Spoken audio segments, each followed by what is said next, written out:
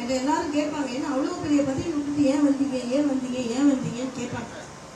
அந்த பதவியில் என்னன்னா 2 ராஜபவன் இழப்பு, யாருக்கு கிடைக்காத ஒரு பதவி. ஒன்று புதுச்சேரி, ஒன்று தெலுங்கானா.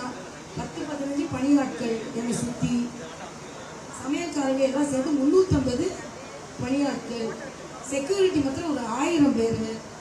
ஆனால் எனக்கு அங்கே மகிழ்ச்சி இல்லை.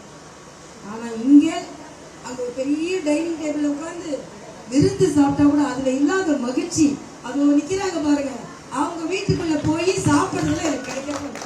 இப்போ ஒரு அக்கா கூழ் கொடுத்தாங்க எனக்கு, அந்த கூழா இருக்கிறது மாதிரி எனக்கு ராஜபவன் கூழா இல்லை. அதனால யார் வேணாலும் என்ன வேணாலும் சொல்லிட்டு போட்டோம், எதுக்கு ராஜினாமா பண்ணாங்க? உங்களுக்காக தான் ராஜினாமா பண்ணேன். எனக்கு எல்லாமே கடவுள் ஆசீர்வாதத்தினால எனக்கு எல்லாமே இருக்கு. டாக்டரா இருந்து நல்லா சம்பாதிச்சேன், அதையும் விட்டுட்டு வந்தேன். என் கணவர் மிகப்பெரிய மருத்துவர், கிட்னி ஸ்பெஷலிஸ்ட். என் பிள்ளைங்க 2 பேரும் டாக்டர். அதனால எனக்கு எந்த பிரச்சனையும் இல்லை. நான் பொது வாழ்க்கைக்கு வருவது உங்களுக்காக எனக்காக இல்லவே இல்லை. மக்களுக்கு கூட ஏதாவது செய்யணும், நல்லது செய்யணும். இந்த ஏரியாவை பற்றி எனக்கு நல்லா தெரியும்.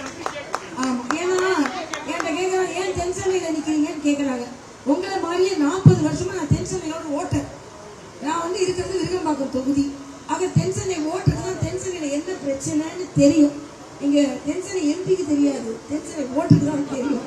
ஆக நான் ஏற்கனவே எங்கிட்டலாம் சொன்னேன், நான் எம்பி ஆனால் கடவுள் ஆசீர்வாதத்தினால நான் டாக்டர் படிச்சிருக்கேன்.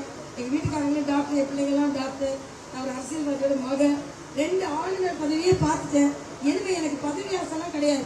ஆனால் உங்களுக்காக உங்கள் கூட இருக்கணும், உங்களுக்காக பார்லிமெண்ட்ல பேசணும், உங்களுக்காக உங்கள் பிரச்சனைக்கு கூட நிற்கணும். அதுக்காக தான் இது ஒரு வித்தியாசமான பார்லிமெண்ட் மெம்பரை நீங்கள் பார்க்க போறீங்க. எம்பியை பார்க்காத எம்பியை பார்த்துட்டு பார்க்க முடியாத எம்பியை நீங்க பார்க்க போறீங்க.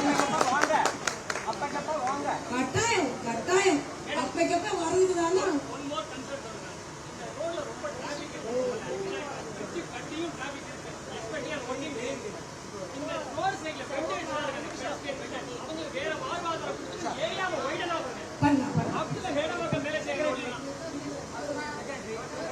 உங்க பேர் என்ன?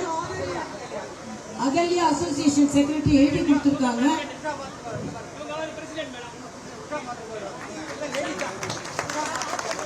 உஷா மாத்ருபூதம் அவர்களுக்கு எனது வணக்கம். ரொம்ப சந்தோஷமா பூ கொடுத்தது ரொம்ப சந்தோஷம். நான் தாமரைப்பூக்கு ஓட்டு கேட்டுக்கிறேன், நீங்க மல்லிகைப்பூ கொடுத்துருக்கீங்க. ரொம்ப சந்தோஷம். ஐயா